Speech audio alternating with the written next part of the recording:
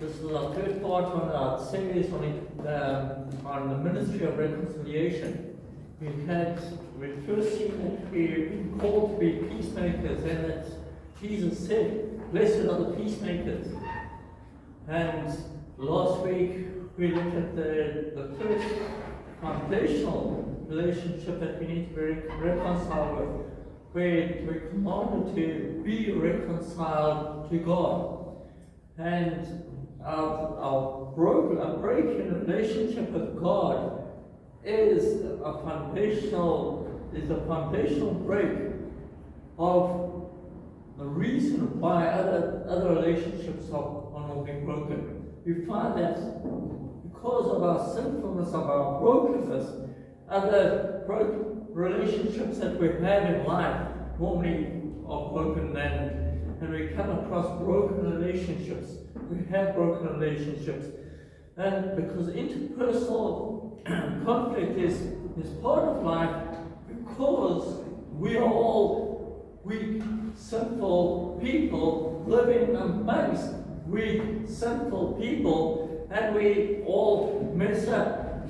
A lot of times unintentionally, we mess up because we sometimes just say the wrong thing. Or do the wrong thing, sometimes unintentionally, sometimes intentionally, sometimes unintentionally. Sometimes we are harmed by others, and there's a breaking relationship. Sometimes we harm others. And so there are conflicts happening all the time. And these are part of life that we have to deal with. Conflicts in relationships aren't always bad. It's part of life that we have to acknowledge. Jesus realized that it's part of life. That's why he commanded us so many times to forgive others. Forgive as he forgave us. Because he knew that there would be conflict. If he thought, okay, the world is going to be perfect, all those who come to faith in him will be perfect, and there's going to be no problems amongst us, there would be no reason for the command of forgiveness. And the reason he said that you need to keep forgiving is because he knew that there would be a constant conflict between us. And so conflict was assumed by him, because we have not yet become perfect in our lives. But that is the way we respond to conflict that can make or break the relationship. And sometimes we can respond in the correct way, but it's maybe the other person who doesn't respond that will cause an ongoing conflict in that relationship, or a complete break in the relationship. Sometimes the things that are out of our control, we can't help that, because we can't control how other people respond towards us. So if we've harmed the other person, if we are responsible for the conflict, it is our responsibility to apologize and put it right. And there's also, if we've been harmed, it is our responsibility to forgive. And so either way, whichever way it is, if we are the cause or the recipient of the conflict, we've still got a responsibility in the way we respond in that conflict. We cannot say, well, I'm going to be a passive bystander and just see it out. And it's not my responsibility to make it right. We have got a responsibility either way, whichever way it is. We cannot shirk our responsibility. And so sometimes we have to see how we can respond in the right way, and then how we can move on. What did Jesus think about how to move on? Matthew 5:23 to 24. If you are offering your gift at the altar, and then remember that your brother or sister has something against you, leave your gift there in front of the altar. first go and be reconciled to them, then come back and offer your gift. So it is an imperative. It was something that was an instruction, a command. Go and be reconciled to your brother, and then come and offer your gift. Obviously, reconciliation, we're going to see, means both sides need to be willing for reconciliation to take place. But we'll get there. Interpersonal conflict is as old as Adam and Eve. The first conflict mentioned in the Bible was when they sinned, and Adam blamed Eve for their sin. It wasn't me. It was this woman who gave me. And so there was the blame game started. And many times there's a mess up, and then there's blame, and there's an aggravation of what was a simple matter that, a simple matter of Adam could have just said, yes, you've given me the responsibility not to eat of that tree. I'm the man, I'm the head of the home, I'm the head of the woman. It's my responsibility. But instead he aggravated the matter by instead of taking responsibility for his mess up, he blamed his wife and aggravated the broken relationship, the conflict in the relationship. And many times we do that. We, instead of taking responsibility ourselves for our part in the conflict, we like to blame the other for what has happened. Remember, I've said this before, even if there's a conflict and the other person is 90% wrong in the conflict, and you are 10% wrong in the conflict, you are 100% responsible for that 10% that you're wrong. And we don't want to take responsibility for that part that we are wrong. That's a problem. We just want to put the blame on putting another person. We need to rectify what we can and trust and that the other person will rectify what they can of whatever they're wrong. Their sons, Adam and Eve's sons, Cain and Abel, had interpersonal conflict due to jealousy. Cain was jealous of Abel. Sarai became Sarah, and Hagar had a conflict where Sarai would despise Hagar for having a son with Abraham, even though she was the one who suggested it. She started the whole thing, and they still blamed Hagar, as if it was all Hagar's fault. See, she didn't, once again, not taking responsibility for where she was wrong in the matter. She actually went and said, she couldn't have children, so she gives her servant to Abraham to have children on her behalf with her husband. What kind of woman is that? And they still blamed her for the conflict. Jacob and Esau, as Jacob stole Esau's birthright. They have a conflict. Jacob steals what is rightfully Esau's and wonders why his brother's angry with him. Laban and Jacob were at loggerheads. Why? Because they were equally as deceitful as the other. Deceit. Dishonesty.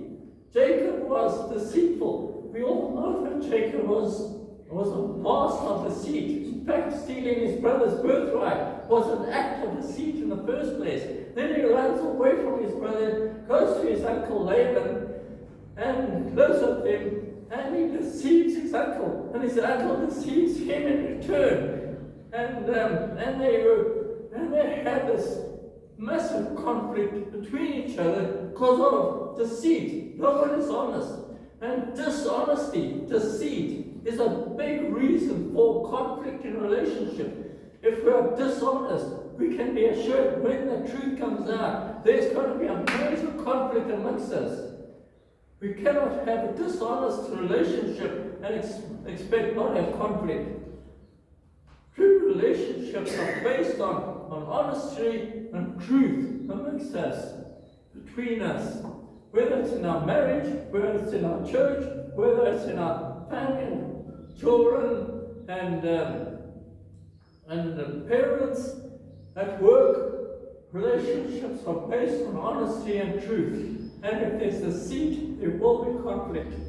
David committed adultery with Bathsheba and then wronged her husband Uriah, and of course, conflict.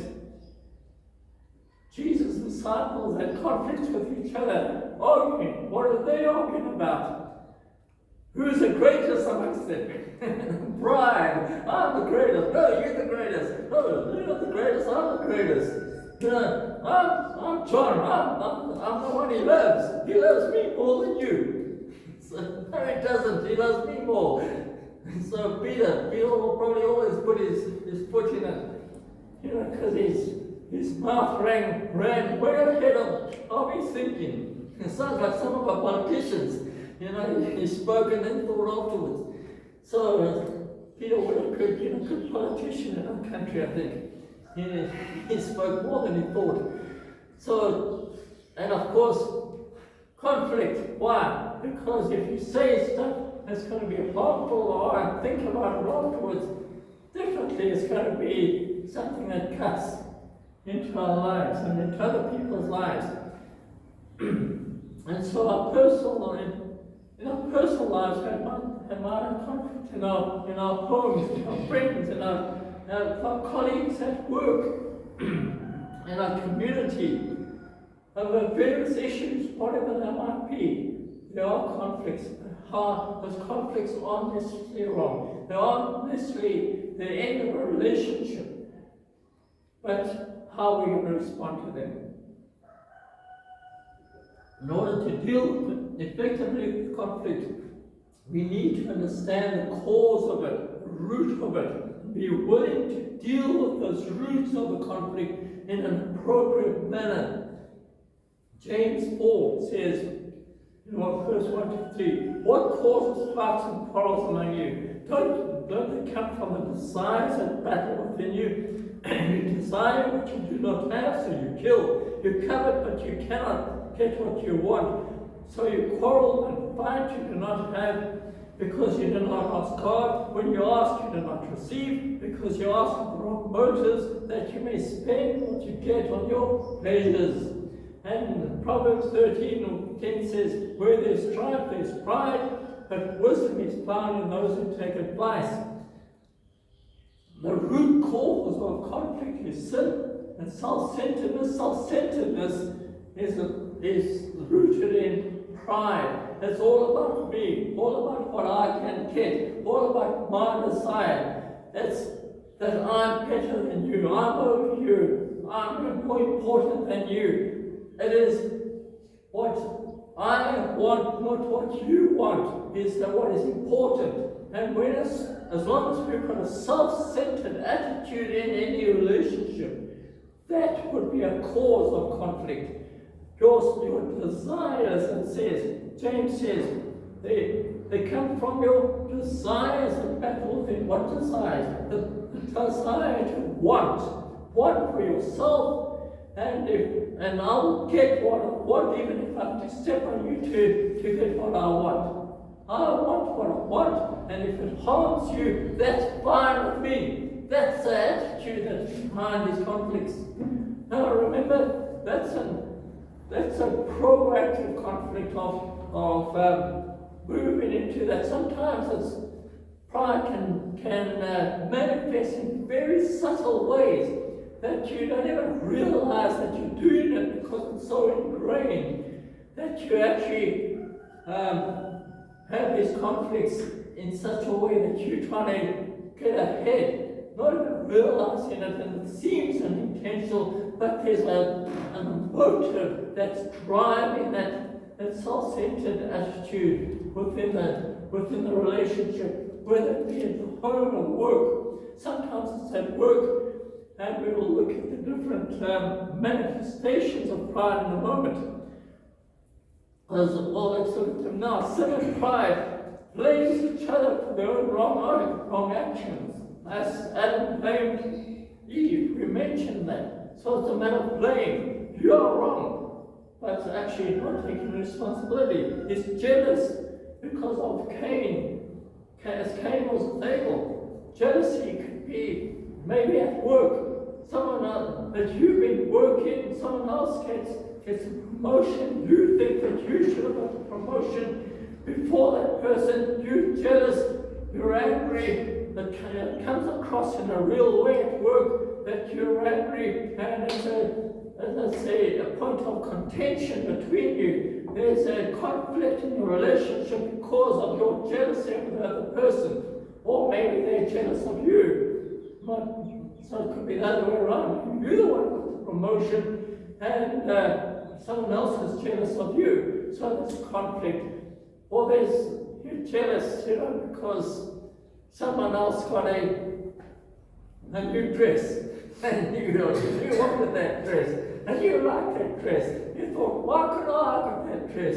Maybe you couldn't afford the dress, but they could. But you're jealous of them, and so you actually shows in anger towards them. And you know what? They haven't realized that there was anything wrong. They're thinking, but why doesn't that person speak to me anymore? You see, and they just bought a dress. They didn't mean to anger anyone, to push someone down or anything. They just liked a dress and bought it. But you got angry over something they got that you wanted, but maybe you couldn't get.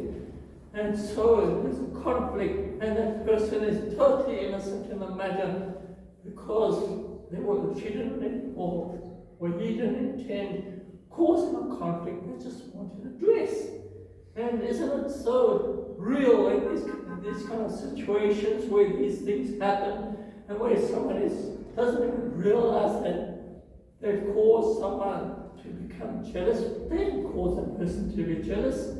That person caused himself to be jealous, by the way. You didn't. And it's up to you whether you want to be jealous or not of someone else. Sin and pride despises the success of others of their own inability, of Sarai and Hagar. So she despised Hagar's success. She despised the fact that Hagar could have children and she couldn't. And sometimes we despise the success of other people. It could be success in ministry. We see someone who's successful in ministry, maybe got a big ministry, flourishing ministry, and we can't get going, we can't be fruitful. We try our hardest, and we start despising, and we despise other pastors, we despise other ministers, other evangelists. And evangelists lead so many people to the Lord. I don't lead anyone to the Lord. And instead of rejoicing in their success, we despise it. It's so easy to happen. Despise the success of the business. That person's flourishing business, they just started. The business is flourishing, doing well. I've been struggling in my business to get going. And instead of rejoicing in their success in business, we despise them. And so often we despise someone for being successful in something we've been trying, and we just realize we can't do what they've done. And instead of rejoicing with them, we despise them. Steps on others to come first, as Jacob did to Esau.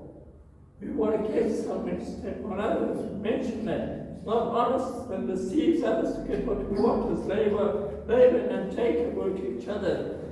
Follows carnal desires for self-pleasure, and then tries to cover it up, as David did with Bathsheba and Uriah. And so, of course, if there's infidelity, it's not just a matter of Jacob and Bathsheba, it's about who else would be affected by that to have a conflict in the relationship with David. Think about yourself more highly than you should, as the disciples did. And these are outcomes, these are manifestations of sin and pride. Not all conflict is rooted in a primary action, but can also be due to misunderstanding and wrong responses to that action. Like I said, someone else could harm us, and it's the way we respond to the person that aggravates the relationship and the conflict in that relationship. And so how do we respond when people hurt us, do something? Do we become a retaliate rather than saying, what do you mean by that? You know, we've had many of these things, and a lot of times conflicts happen cross-culturally, unintentionally. Why? Because we don't understand other people's cultures. It's happened a lot. In India, we have visiting teams from the US, for example, and they would, ask our Indian brothers and sisters to go with them. They go to the shop, they're going to have a Coke. And they get in the shop, they all buy Cokes, and then they said to them, well, won't you have anything? And the guy didn't go with money, why not? In their culture, if you invite someone for something like that, means you're going to pay for them. That means if you invite someone, you're going to say, okay, brother, I'm inviting you to go for a Coke, and I'm going to buy you a Coke so that you can enjoy it with us. But, you see, the individualistic American culture says it's all for ourselves. Now, in America, that might have been perfectly fine, but in India, that caused conflict because the person was not only did he pitch up the money expecting that the person invited him was going to give him the Coke, he was also embarrassed by it.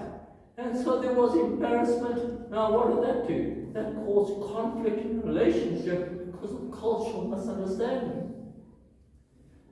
Well, likewise in India, if you say, if an Indian says to me or says to someone, a woman, you become fat, that's a compliment. But if you say you become lean, that means you become unhealthy. It's not a compliment. Now in our culture, to tell someone you become fat is an insult. You see, and so we have these kind of cultural conflicts sometimes. We need to understand when someone says something, were they really insulting me, or what do they mean by that? Rather than retaliate, rather speak to the person and say, I was offended, but what did you mean by that? And really try to get to the behind the meaning of the person, of what the person really meant, rather than retaliate and make them think worse when the person actually meant a compliment. Meant to compliment you, took it as an insult. And see how sometimes things can be blown out of proportion when the first person didn't mean anything at all. It was just a misunderstanding. But because instead of going and clear up the misunderstanding, we retaliate and we gossip and we slander, and then it gets to a point of no return where the relationship is almost even irreconcilable out of what was meant to be a compliment. See how something, and even a situation like this, if we look around us, we're a conglomerate of cultures. We're a mixture of different cultures. There's a big possibility of misunderstanding and hurting others unintentionally. But how do we respond? Outcomes are resolving and not resolving conflict. It is imperative that conflict be resolved, and the sooner the better. Many broken relationships were good relationships that could have been saved if care was taken to resolve the conflict that ended up breaking them. A bigger problem when relationships are broken is that it doesn't normally only affect the two people concerned. It is a wider ripple effect on others. Let's take divorce, for example. People have kids. Think of the ripple effect. Two people, it's not about this, the two of them. How does that affect the kids? Sometimes the kids are torn. They love both, mother and father. But now they're torn between the two. There's a ripple effect. Has a ripple effect on the in-laws. The in-laws might have had a great relationship between each other. Now there's a tension. How do we relate to each other? There's uncles and aunts. There's a ripple effect. I'm just using metaphors as an example, but it could be any relationship.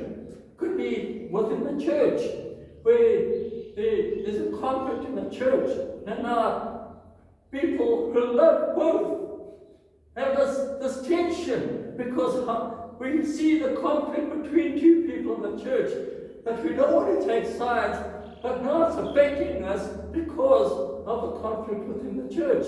So it has a ripple effect at home, at work.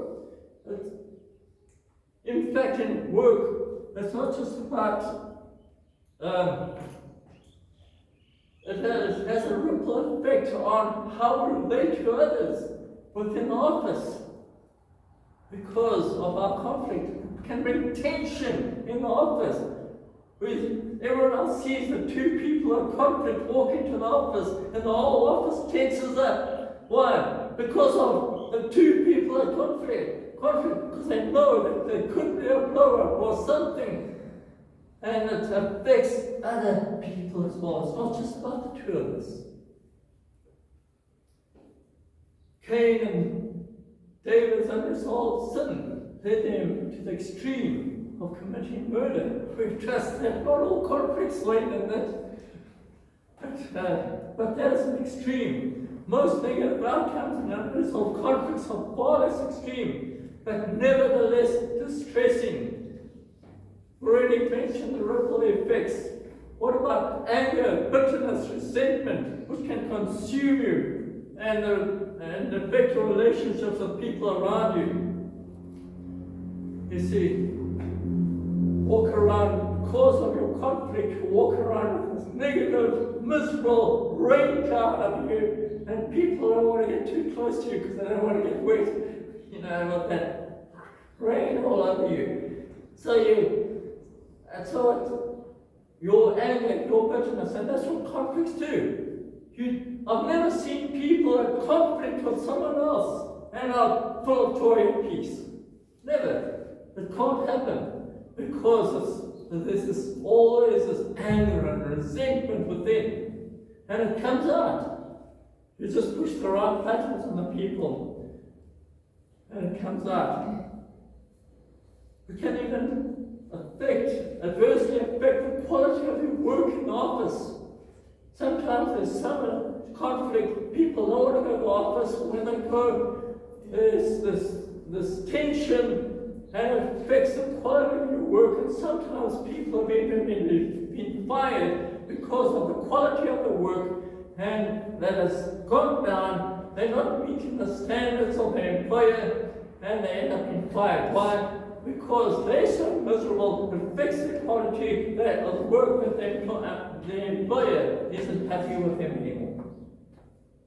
It has a lot of effects. The biggest negative effect that unresolved conflicts have is that they dishonor God. Jesus died on the cross to reconcile us to God and to break down the walls of hostility between us. If he went to those men for our reconciliation, then isn't it dishonoring to him and the sacrifice that he made for us to have unresolved conflicts? Resolving our conflicts has many positive outcomes. That gives us peace and joy within ourselves as well as between us and others.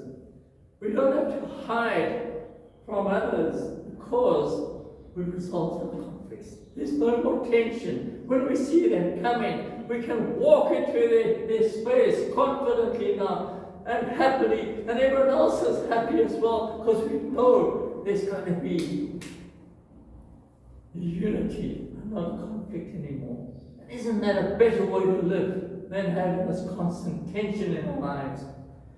Be reconciled to one another. Jesus commanded commanded us to be reconciled to one another.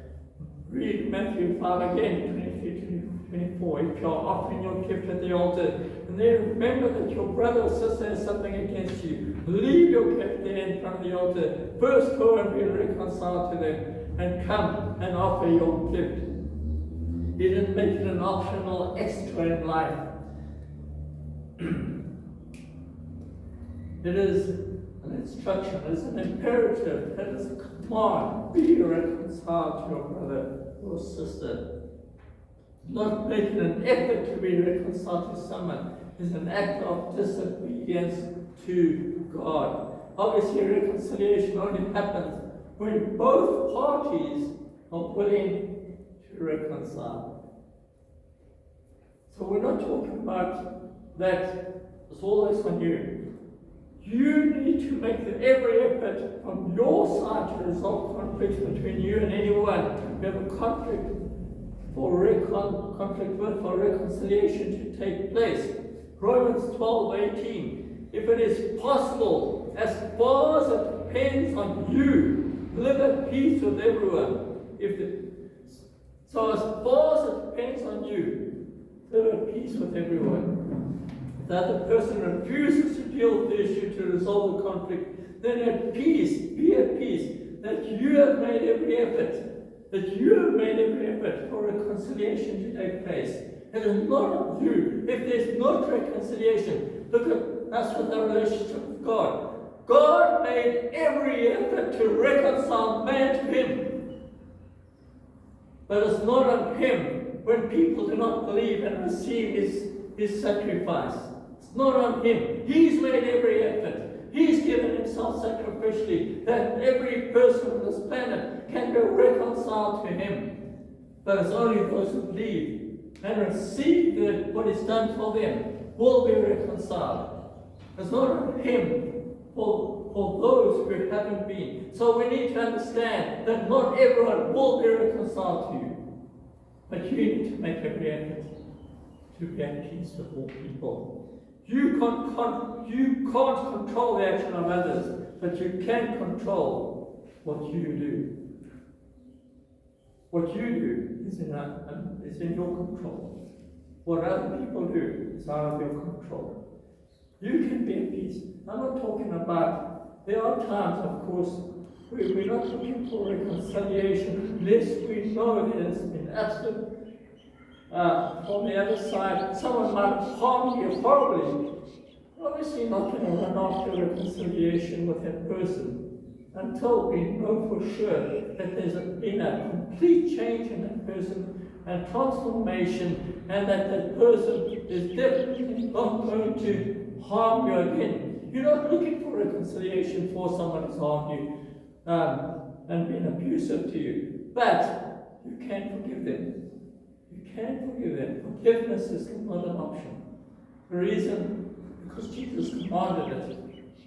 Secondly, forgiveness frees you of your bitterness and anger against the person, even if it doesn't change that person. They don't deserve your forgiveness. We didn't deserve forgiveness. But Jesus forgave us on the cross. We have to receive it though when we change, when we believe, when we are transformed by that forgiveness. But until such time as we have received that forgiveness and we change, we are still have our relationship with God. Likewise, if someone has not received your forgiveness or has not come and repented of their hostility towards you, then it's not on you. But you need to still forgive. That's your responsibility in that relationship, even if there's never reconciliation there. Let us pray.